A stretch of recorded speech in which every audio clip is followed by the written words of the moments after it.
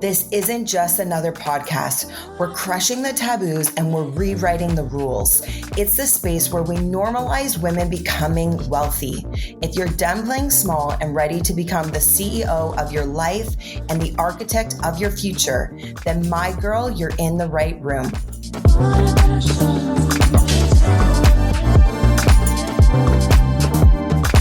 Welcome to your wealthy era. Welcome to the Wellthy CEO podcast. Let's talk about something that I think a lot of people are feeling right now. You're showing up, you're posting, you're doing what you've been told to do, but the growth isn't matching the effort. And the truth is, the landscape with the algorithm has changed. So today, we're not just talking about social media, we're talking about building real community, real authority, and a business that actually grows with the times we're in. And I'm joined by someone who is right in the middle of that evolution.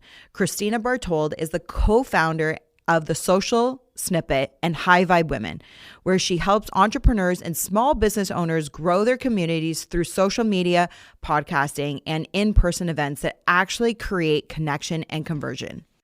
Joining me in studio today is Kristina. Thank you for being here. Oh my gosh, I'm so excited. The studio is so beautiful. I feel like every friend I've ever had has been on your podcast. So it's now my turn. I'm ready. So I'm just so excited. Well, I agree. And, you know, we were just talking about, you just had your event, the High Vibe Women, and it just felt like a reunion for me. So many of the women in that room had already come onto the podcast. Yes. And so it just is super fitting that you were here, even though this was booked before your event. Yes. Even before, like months ago, even before. And it's actually so cool. I think it's the power of relationship, of community, right? Yeah. Like where I think multiple people have tried to introduce us and I'm like, I already have met Shae. Yes. Like, you know, so everyone know it. I already know Shae. Yeah. No need to send the email intro. But it's just so amazing that like we're all trying to like move each other's communities forward and make like amazing relationships. Yeah.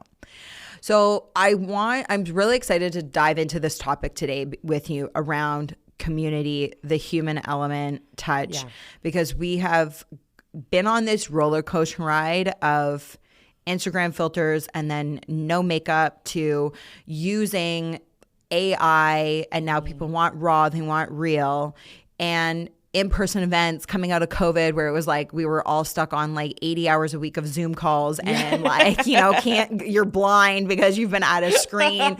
And then it was like, we can see people and touch people. And then it was like, you know, like community. And there's something to be said that regardless of if you're in an online space or in the room, something really, really special about community. And just because you bring people together does not actually mean that you feel that sense of community. Mm-hmm.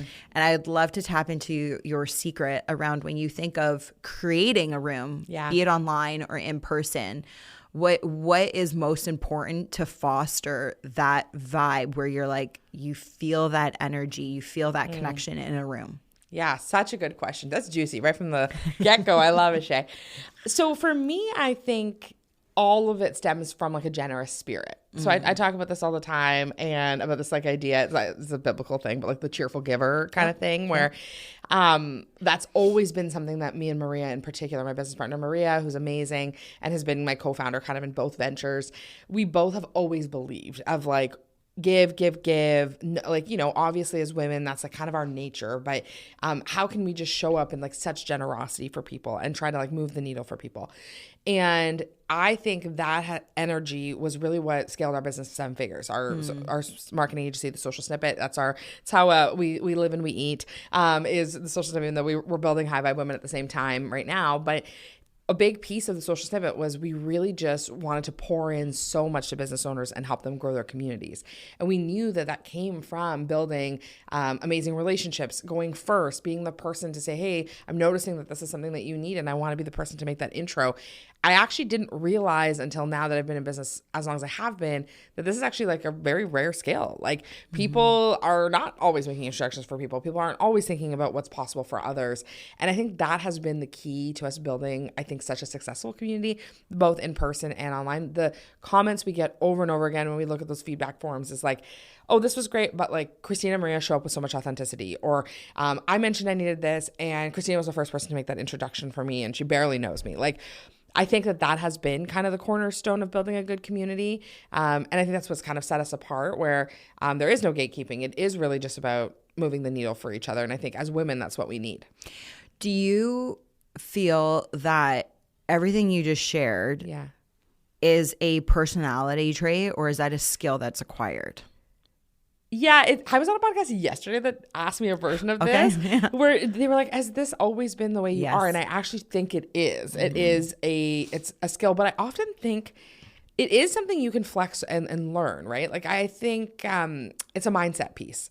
I'm a huge believer that, Shae, like, you seeing your ultimate success does not diminish my success in any way. Right. Like, if you were like, hey, I'm about to open a podcast and social media agency and then also run a 200-person event at the Pearl 5 days after you, I'd be like, get after it. And here's my playbook. Like, that's really my mindset around it, because I know your success just means more success, or just shows me what's possible.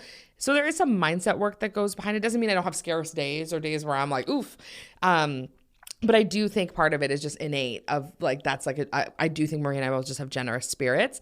But I also think when you see that in other people, there is an opportunity for you to emulate that, right? And for you to mimic that in your own ways and whatever that looks like, especially because I think business is it's harder to do it alone. And I think when you have amazing relationships, that's where really you're able. I've seen people, are you in Founders Club? I'm not yet. You're not yet. Yeah. Okay. We'll have to talk about this after. Okay. Because I'm in Founders Club. And I was actually just thinking about this today because somebody in Founders Club is like so generous. Like, it's actually to the point where I'm kind of like, are you okay over there? Like, you know, it's like so generous. And he's organizing this Blue Jays game and like a boxed Blue Jays thing, like whatever. So we're going to go do this, me and my husband. And I was just thinking about how, I was like, what an awesome opportunity. Like, this is like such a cool, like little thing that's come up. I mean, I could buy a Jays ticket any time, but like, what a cute opportunity. And I have no doubt that great business will happen in that box, right? Totally. Because we're going to be talking, we're going to be watching baseball, we're going to be talking business. Are you really going to be watching baseball? I don't know. I got really into the Jays last year. Exactly. Yeah. Oh, you did? Okay. Good for you. Good for you. Yeah. I was, I cried when they lost. My husband was like, are you okay? I'm like, I'm postpartum. But yeah, like, I know that there's so much that can happen in rooms like that. And I've just seen people, myself, I've been in rooms where I've sat next to someone and I've presented a problem and they've put me 5 years ahead because they've been willing to encourage me. So I just think, is it an innate thing? Probably. But I think if that doesn't naturally come to you, I do think there's something you can do about it and some mindset work you could do. Can I get a little personal? Yeah, of course. I would love to ask you, what was life like growing up witnessing your parents give? Yeah, it's interesting. Oh, wow, really personal. Not like I never talk about my parents. Yeah, it's interesting because I think I grew up. I'm from an immigrant family, and I do talk about that pretty often. That I'm first generation Canadian. My parents are Polish, and I always felt like I grew up a little differently than everyone else. You know what I mean? Like, because I'm not sure like your background, but you're Italian, right? Yeah, on my dad's side. Yeah. Yeah. So like big family, big European thing. But I felt like over here it was like my parents moved here, very isolated. I didn't have cousins to grow up with. Like, it was very like I had a big social circle, but it was never like family kind of thing. And my parents were young when they had me, like very young, like 20. So, it wasn't until I had done some math that I didn't realize my parents were married, and my parents got married while they were pregnant. I didn't realize that. I was like, oh goodness. Like, not that there's anything wrong with that, but it literally was like, I didn't even know that wasn't like, Yeah. And so my parents were really young. And so I think my parents struggled like financially. And then my mom actually had a huge career uptick. Like probably when I was like 10 or 11, my mom ended up being like the VP of Walmart. Just a slight upgrade in life. Yeah. Like, so she just but how that happened actually was my mom was on a bus and she was reading to me. I was like 3 or 4. My parents I think we had like one car. My mom's on the on the bus, and my mom's reading to me, and this guy's like, wow, like you're like so good with your daughter. My mom's like so smiley, like literally has so many expressions. And the guy was like, I'm looking for a receptionist. Like, would you be interested in applying? And it was for the head office of Walmart. Wow. And then my mom just kept working, and my mom's like has like the hustle gene that I've got, which is where I've got it for sure. And I think seeing my parents give is not as what's the word I'm looking for, as fluid or as transparent as like, oh, I saw my parents write checks. I saw my parents volunteer. Right. I saw my parents do it like this.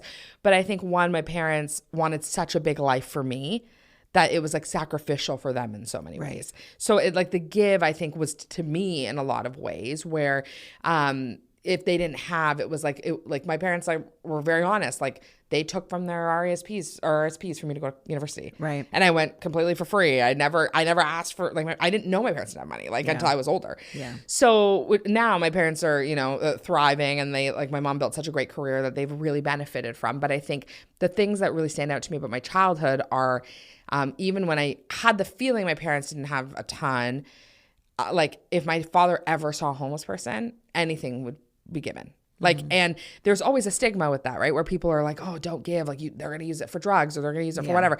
And my dad's kind of like, yeah, like we've been given like so many blessings that, like, if this is like a small way we can bless someone, that's the way we can do it. So I think, like, I've been the recipient of a lot of my parents' giving, which is, definitely something I think about. I haven't thought about that before, but I do think my parents also have that, like, generous spirit in them. Yeah. And I mean, obviously I'm getting to know you through even just the podcast. So, like, I don't know your parents, but, like, I can imagine that your mom is this very warm person, very embracive, and goes the extra mile. And because that's what she's actually able to give, right? Like, if you don't actually have money to write a check, you do what you can with what you have. And part of that is the essence of who you are, right? You're able to always give love, always give joy, always give a smile, open a door, right? Like, these are like things we have that are for free, that are in no lack, in overflow of abundance. Totally. And I also think it's really interesting what you said about your dad, because subconsciously, this is why I asked, because I do think that there are certain people that are more predispositioned to be like a kind, generous, giving person. Yes, totally. But a lot of that is like shaped from like what you witnessed, not understanding money, right? Yeah. Like, I mean, you're 7, 8, 10 years old. You're 3 years old on the bus. Like, you're riding the bus not knowing that, like, there's a lack of funds to get a second car, which is why you're on the bus. You're not, that is not in your comprehension at all, right? And what your impression is like your mom is being this amazing mom and, like, pouring into you in that way. And you remember the smiles and the laughter and all of that kind of stuff, right? And then, like, your dad, like, the story of giving what he could. And it's so funny. I was literally just having this conversation yesterday with my partner. I'll get really raw for a second. Yeah, give it. About how him and I need to be, like, I'm pretty good with tithing. Yeah. And then there's times where it's just like I'm not on top of it. I don't get a paycheck, right? Like, I'm commission based. So it's not like, oh, every month I can take X amount, 10% or whatever you're going to do off of your paycheck to, like, donate, pay it forward, whatever. And I was saying to him, I'm like, when you are trusted with little, you'll be trusted with more. And that's literally a God-founded principle. Yeah. And I look at your dad and how that's even translated for you today and the overflow, and that your mindset is like, there's always enough, you know? And that is what abundance is. It's like, you want to have an event after me? Here's my playbook. Like, because there is actually enough, like, and it is such a beautiful thing to see how that's compounded to make up who you are today. And that's why I was just curious. I'm like, can we get personal for a second? Oh, yeah. Because, like, that is so beautiful. And and I'll parallel in some things. Like, I remember, just like even with like my parents growing up, like my dad, not a line that he would always say, but it's my mottos. I really believe that we are blessed really only to be a blessing to other people. Because when you're in a position of being blessed, you already have everything that you need at like a very satisfactory, beyond the bare minimum, right? Like when you're comfortable, really everything above that is gravy. And from that, it's like you're blessed to actually bless other people. It's kind of around that question as to you could ask yourself all day long, why was I born in Canada versus a poor country in the world? And you could get really fixated on that question, but really it's the better question to be asking is, how am I going to use what I have, because I was gifted with being born here to be able to serve and change the world and make it a better place because I was born here, right? And how you can give back, how you can multiply, how you can use education, right? Like, again, it's like you can give a man a fish and he's going to rely on you forever, or teach a man how to fish and now he's going to change his own community, right? And so it's like those principles that are really, really important to look at your life through business and relationships. And I love hearing like the energy, and I mean bringing it back into the community. I think so much of your essence and also Maria's being very similar. Yeah. You feel that in the room. Like there's a vibe, there's an energy, and that is really what fosters community, right? When it doesn't feel like there's actually anything to take. Yeah. Or that like you're in the room because somebody wants something from you. Like obviously you have to pay to get in the room. There's a venue, there's food, there's people, there's staff. Like, you know, thank you like for understanding that. Yes. Yeah, you know, and I'm a firm believer you get what you pay for. Like if you want to go to an event that's $100, it's going to be very different than like a high vibe event where you're at the Pearl, which is a 5-star hotel, 5-star dining. Like it's a very different caliber. Also, the women in the room change for $100 versus a $400, $500 ticket, $1,200 ticket, whatever it is, right? Yes. I think that's actually a few things there that I don't think we talk about enough. Like one, I think, you know, perspective wise, around generosity, around building community, all those things. Like, I think for me, I've been very lucky. Like, I've had a lot of experiences in life that have taught me, like, it's not that deep. Like, you know, where things that I think people really, really spiral about, I'm able to maintain a lot of perspective from, like, Maria and I both separately lived abroad for 4 months volunteering. Like, you know, you just see things. So when you're talking about, like, you know, we're so lucky to be Canadian. Like, I lived in Ukraine where I volunteered in an orphanage where the kids had disabilities, and a disability could be like you couldn't hear. Right. Out of one ear, and your parents would leave you behind. Right. Like now you could get a PhD and you'd be thriving and be in Forbes 30 under 30 here. Like it's a totally different thing, right? And so I think like the perspective is huge. And the other piece I think too around the, you know, you get what you pay for and all those pieces, it's like I actually think there's just so much opportunity for women to bless each other with introductions, with connections, with information that I know that even if I bless someone and it doesn't feel like an immediate like, oh, I'm going to get something back from that, I know it's coming. And there have been so many times where someone has said to me like, oh my gosh, that conversation changed my business or changed the way I thought about something in such a meaningful way. And which is like, I'm so grateful for, and I'm like so happy to do it. And I've had 100 of those conversations, right? And I've paid to be in every room I've ever been in. And that was a mentality I had right from the beginning where it was like, you know, everyone says pay to play. And I'm like, there is something to it, right? Yeah. Where you join an amazing community and you're around everyone in there is making 7 figures. Everyone in there is making 6. Everyone's in there making 50K plus. People are serious. Totally. And there's something different to that. Yeah. Well, and proximity is power. Yeah. I feel the same way. Like it's extremely, extremely important. So let's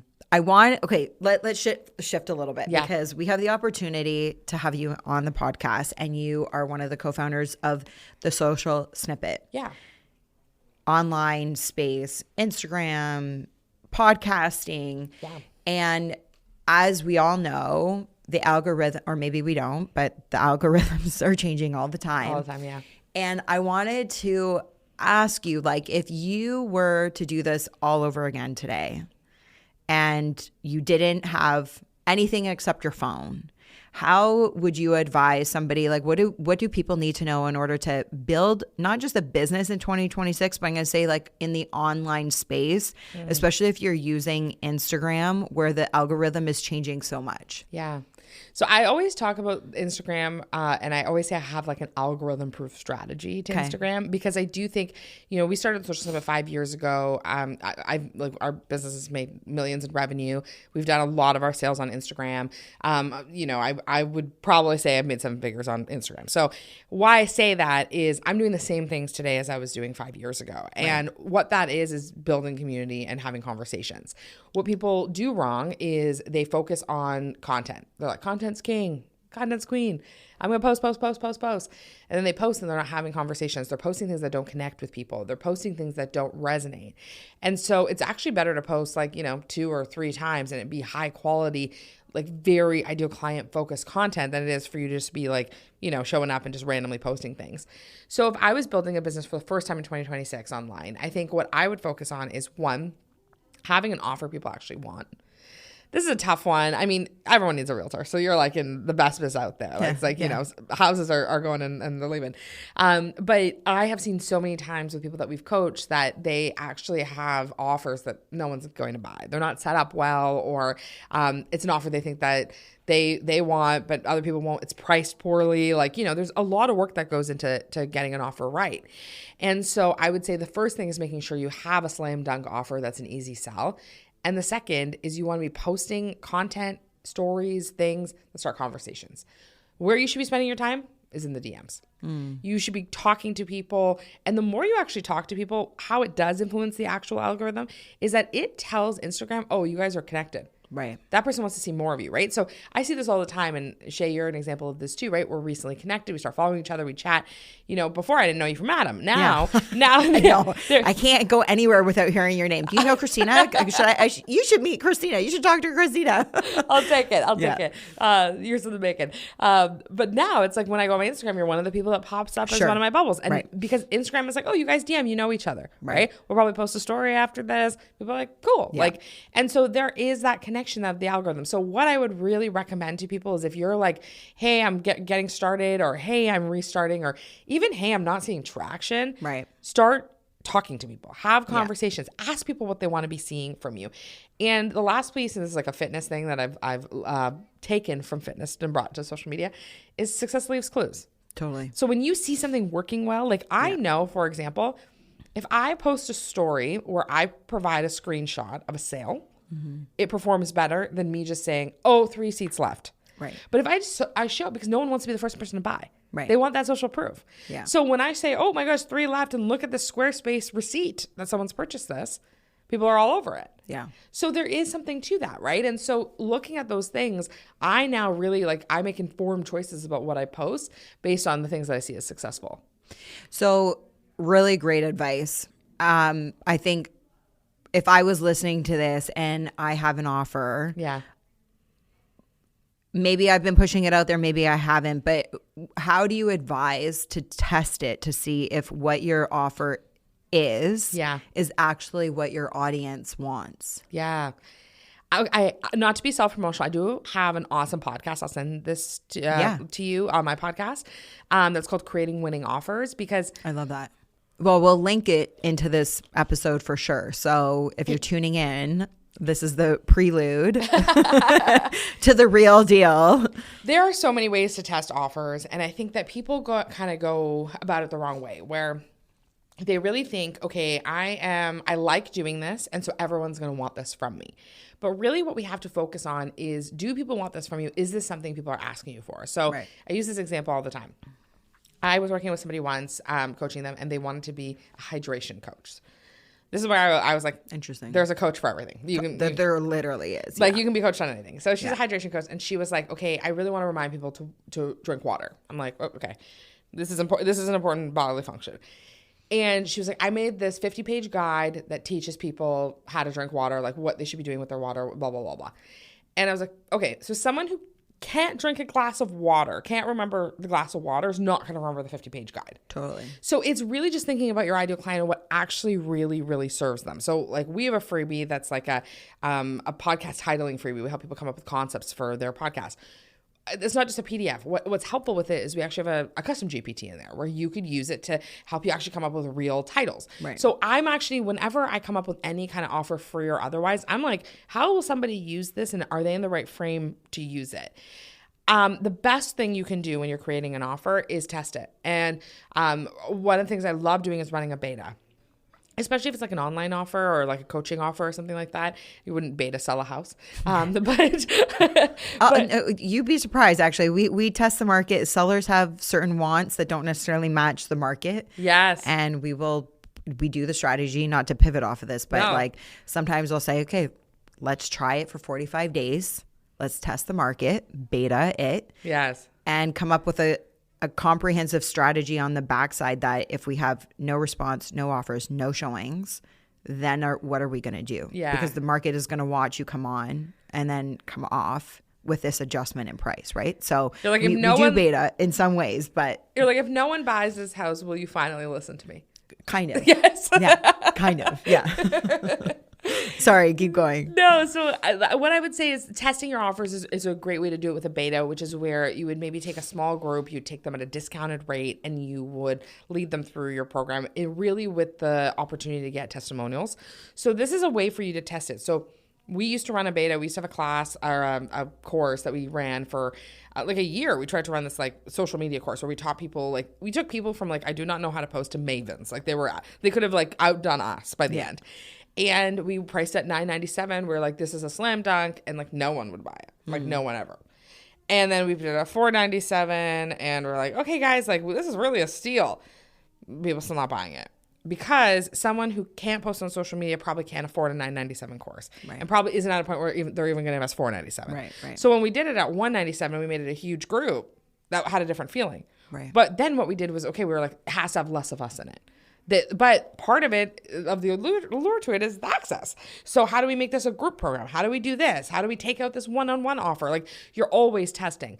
So I think especially if you're early on, that's the best thing that you can do. And you're trying to get testimonials. And whenever you're doing an offer, what you should always be doing is building FOMO for your next thing. So this is something that people miss all the time. They're like, I'm running this like great program. Everyone's posting about your program. They're loving it. They're like posting about, maybe you're even at a bakery and you're like, oh, like just for anyone who might be listening, who might be a baker. And they're like, oh, I'm like selling these donuts. You want to say when you're selling donuts again, right? So it's the same thing with an online course or same thing with a masterclass. It's like, hey, here I am. Here's what I'm doing. Here's how successful it's been. And I'm going to do it again soon. Get on the wait list. You want to be in the inside. We do this with High Vibe Women ticket sales. Yep. We sold over 100 tickets in 7 days for an event 7 months away with that strategy, right? Yeah. Built some FOMO. We were like, here's the details. Here it is. I know. I lost out on my VIP ticket. I know. Shae, I might be You're going to get me in there. Yeah, I think I'm going to try to hook you up. I was very sad to see your email.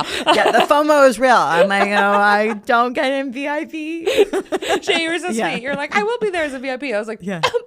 She's like, no, actually you won't. Tickets are sold out. You waited too long. You can sit on my lap. Yeah, thank you. Okay. Yes. You guys heard that here? Yeah. That's binding. Verbal agreement. Yeah, it's on YouTube. Yeah. Love it. But yeah, no. So I would just say, I think it's really about just like testing your offers and really just asking people for feedback. That's something I also see, Shae, that people don't do, is they'll put out an offer and then they're like, it didn't sell. Like it's bad offer. And I'm like, it might not be a bad offer. It might be the bad price. It might be bad timing. It might be a bad lead magnet. Like there's all these pieces. So you really want to test out your offers and see, because unfortunately, and this is the worst part, and this is like the doom and gloom of the episode, I'm going to say, is that it's harder to sell things online than it was 5 years ago. Sure. And so you need to be in it. And people are less trusting. They're like more discerning about what they're spending their money on. And so if that's the case, you want to make sure your stuff's really good. Yeah. And you're really serving people. Yeah. I think the other thing too, as you're saying that, is also making sure that your product is on the right platform. Yeah. Right? Because you could, to your point, you could have a good product or good offering and it should be on LinkedIn versus Instagram. Big time. And like that's a very real thing.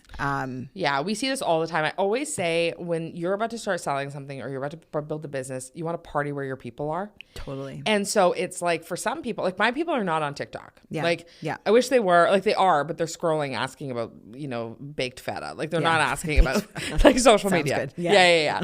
But our people, like the community people, are on Instagram. But my like corporate clients for the social snippet, they're on LinkedIn. Right. And I can't tell you enough times, guys. Also, success leaves close to listen to things like this. But for a little while, I was like a non-believer, even on my own social. Like I was like, I don't even know that my LinkedIn's working. Like we're posting 5 times a week. Like I'm doing the thing. We've got a newsletter, whatever. And so I do a discovery call recently with somebody who was in my past life, like 8 or 9 years ago. Yeah. We get on and they hired us to do some social. And I was like, how did you kind of like think about me?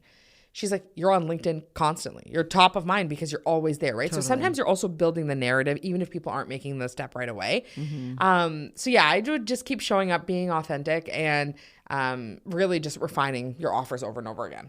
If this episode is bringing you value, can I please ask you for 30 seconds of your time to subscribe to the show from wherever you're tuning in from?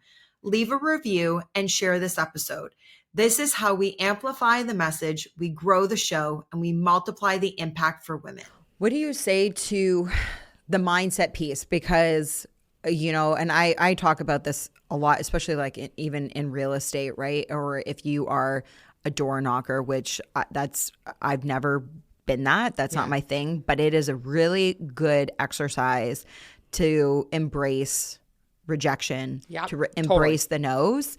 And I always say people usually give up after 3 strikes, right? 3 strikes, you're out. And we've been conditioned to think that through sports like baseball, but like literally, even like your parents, I'm going to give you 3 seconds. And you're like, okay, like, I don't know what it is about 3, but it's like 3 strikes, you're out. You have 3 seconds to do this. And like, if you try 3 times, most people quit and they say like, the offer is bad. It's not working, whatever. Yeah. And if they knew that on the 7th or 8th try, they would get a yes. And those yeses are usually so big that it dismisses, you like forget about the first 7 rejections. Yeah. But it's a muscle. And obviously, being in business and an entrepreneur, you learn to exercise that muscle. But I think like for somebody who's starting out and maybe creating their first offer, what do you say to that? Because testing. Yeah. It's like, okay, maybe I'm getting the number wrong. Maybe I'm getting the audience wrong. Maybe I'm getting this wrong. Yeah. And it's like, how many times, like, and how do you coach yourself for the mindset piece to be like, no, just keep going? Yeah, and I'll be honest, this is, again, probably not what you want to hear, but like I've also seen people have great mindsets and unfortunately coach themselves for too long, right? Where it's like they're like doing the thing and, they're like, it's going to hit and it might hit, but like it's not going to hit the way you want it to. So I would say like there's 2 parts to this question for me. Like one is mentorship is so important. Mm-hmm. And always like, this is why I always like, I would say in a year we spend between $70,000 and $100,000 on going to events, masterminds, things like that. That has been so foundational for us growing our business so fast. Yeah. Because I know there's a cost to you. Like you are 5 steps ahead of me in something. If I was to build a real estate career, if I was like, oh my gosh, now I want to join your real estate team, you'd take me, right? I feel like I'd be a great realtor. You actually would. I would be. I don't say that to everybody. I have bad attention to detail. So that's where I'm like, I'm a little type B. So this is where I need an assistant. But you would have an assistant. Yeah. They would. And don't tell me into this. Those, it's not Claude, but there's a bracelet. God, I can't think of the name right now, but it's an AI bracelet that you just wear that records all of your conversation and extracts everything into bullet point notes so that you actually don't even need to fully remember everything your client is saying. Goodness. Okay. Real estate license. Here I come. Okay. I always said that's my next career. So I'll be in touch. Okay. I can't remember what I was going to say. I was like, maybe I'll become a realtor.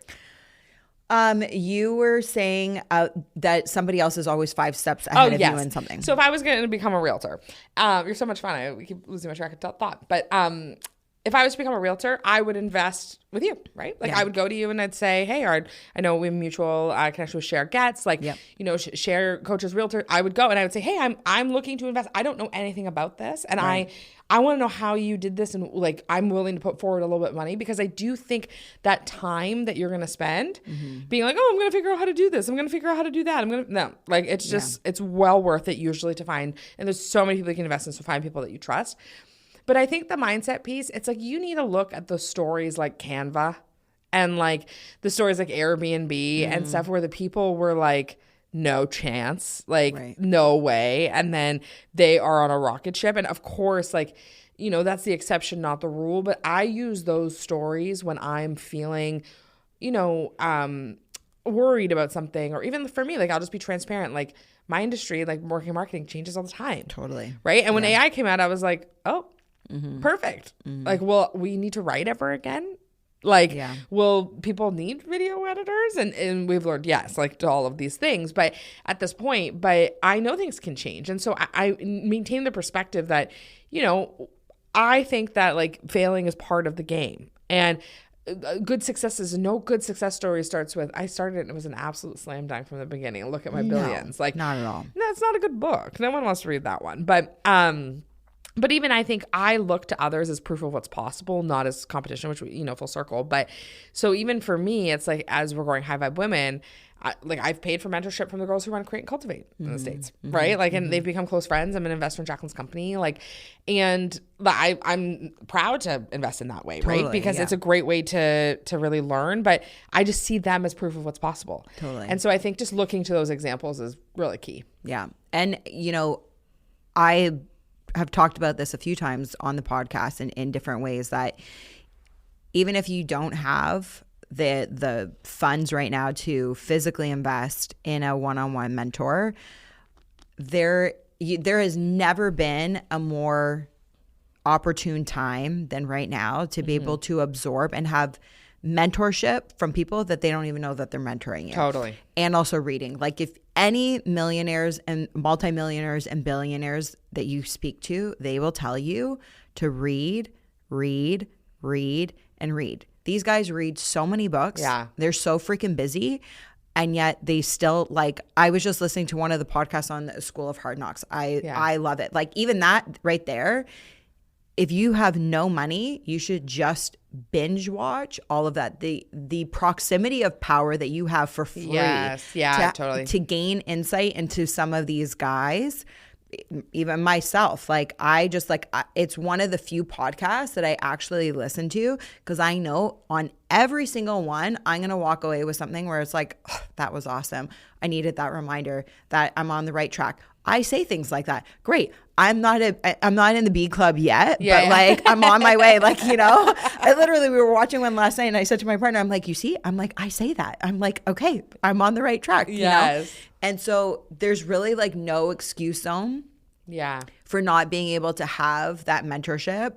And they will all tell you, like, they all had mentors, and it is so important. And then once you are building, you have that cash flow that's coming in, invest in it, in a one-on-one, because you will compound and collapse your time that much quicker. Yeah. I even just listened to an episode. I don't know. Have you listened to My First Million? No. Oh, it's pretty good. Yeah. I listened to an episode the other day, and I love listening to episodes where it sounds like they're in the future. You know what I mean? Like, sometimes I think, especially going to the States, like where you go to like tech conferences and stuff, I'm like, what on earth? Like, what is happening literally here? And so I was listening to one, and they had one where he was talking about how he went out for like a weekend with a bunch of billionaires, and he like dropped in on like what the 3 biggest lessons were. Like, and they were simple lessons, like things that I was like, oh my goodness, like, of course, like that, you get to learn that from a billionaire. But at the same time, it's like, that's power, right? It's like, it's just proximity. It's just about getting in the room with the right people, whether that be a small mastermind where you go out for coffee and it's free, or, you start a book club with a bunch of other entrepreneurs, or it's a $50,000 investment mastermind. Like, there's just so much power there. Yeah. Sometimes also too, the authority changes based on who you hear it from. I know, so annoying. Because sometimes you're like, oh, yeah, I've heard that before from so-and-so, but what does so-and-so know? And then you hear it from somebody like this, who is a billionaire, who's telling you that, and you're like, okay, there is some weight and truth behind that. Otherwise, they wouldn't be telling you that, right? Well, it's like my husband, when he hears anything from anybody, he's like, I heard this. I'm like, so I have said that, and just as a reminder. That I'm right. Yeah. Scoreboard 1. 10, so funny. Yeah. So good. Kristina, we talked about high vibe. Yeah. We've talked about community. And even just being able to be in these rooms where women supporting women, doing the introductions, all of this, that's another great way to start. That if you don't have the one-on-one mentorship, like, get yourself in a room. Yeah. And you already we talked about how you're going to get me a VIP ticket for October. Yeah, really. Yes, this is on camera. I'm just putting this on here again. But I would love for you to share with everybody formally, like, what is the event? When is it? I know it's coming up in October. So share with us what it is, how people can get a ticket. Yeah, so I feel so blessed. Maria and I, like, we've been in business for a few years, and over the last few years, we knew community was really like the key of what grew our business so fast, and we just didn't see what we wanted, and so we started to run little dinners, and we still do that, little dinners and lunches and brunches and all over the place, and they've grown to be something so amazing. And so twice a year, we bring around 200 women together to grow their businesses, and so our next one's October 22nd in Hamilton at the Leona Station, which is the first time we've done an event there. I'm so excited. And we all already we're 1 second away from booking our March venue. So I'll tell you where after. Amazing. You're gonna die. You'll be excited. But it's gonna be absolutely amazing.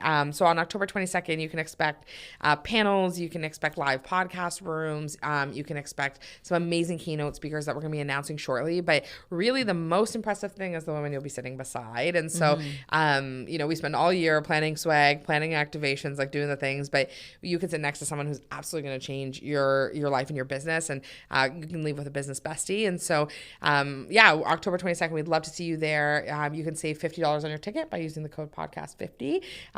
We'd love to have you, and Shae's going to be there. I am going to be there. And you know what? I just want to share this story. I haven't told you this. But again, it's the importance of you never know who's going to be in the room. Yeah. Okay. I'll share with you two things. Yeah, and one of them I'm going to declare on the podcast. And I haven't shared this with my community yet. So the VIP dinner night, only God could have orchestrated this through you and Maria to sit me beside a girl who also runs an event. And she asked me a question about real estate, and I for good 45 minutes, just poured into her, sharing all of the things. And, the next day at your event with everybody else, vibed and clicked, but we didn't have that intimate time, right? Yeah. We really had that at the dinner.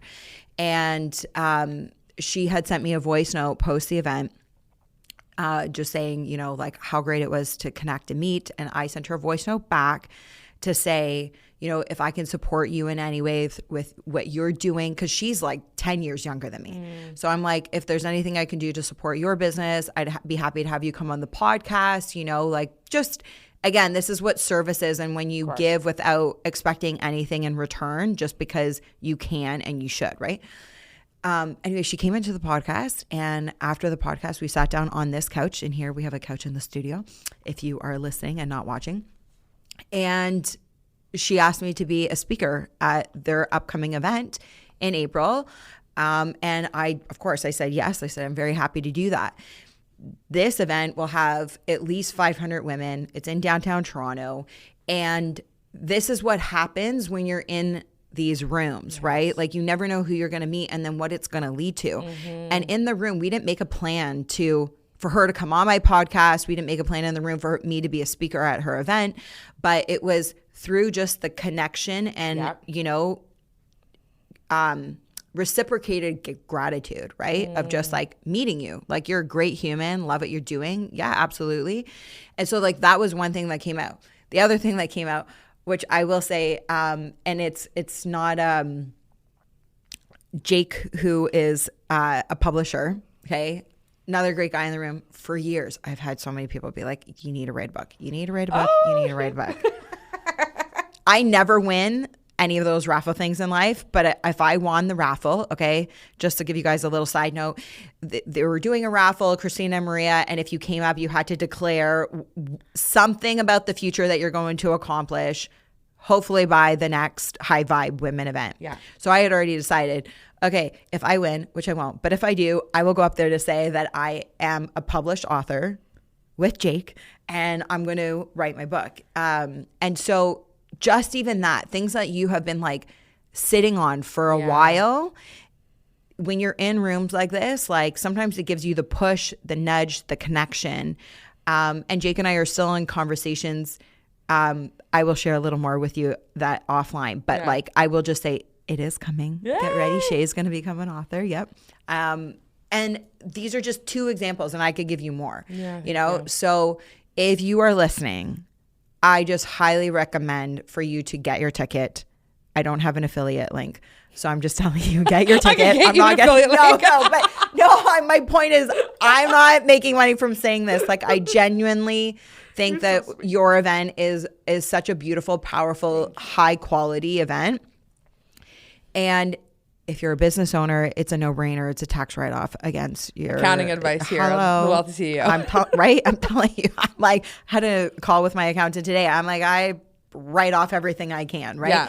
And legitimately, you can write this off. So it's not even a gray area. It's legit. You can write it off. So there's no excuse. So I would love to see anyone of you listening there. Because it can change your life, it can change your business, and all you need is that one connection, right? Yeah, so, big time. Yeah. Big time. Thank you so much for having me, Shae. Likewise, people love the Shae, so I'm so happy that we have been able to grow our friendship and have you on my pod as well. But so honored. Any friend of yours is a friend of mine, so I'd love to connect with anyone who's listening and hear what resonated. I love that. I'm going to just say one more thing too. you know, if you have tuned in today and you've gotten so much value from this with Kristina here, I would love for you to leave a comment, to review, give a like, subscribe. Most importantly, send me a DM. I'd love to hear what landed from you, what you took away from this. And even Kristina, drop her a DM. I know she's always in her DMs. We talked about that. And I know she'd love to connect with you as well. And we hope to see you guys in October. Thanks for tuning in. If something in today's episode resonated with you or sparked a shift, tag me on IG or send me a DM. I genuinely love hearing what lands for you. And if it spoke to you, share it or leave a quick review. It helps more women find this show and step into their own wealthy era. Until next time, lead with purpose, live with intention, and stay wealthy.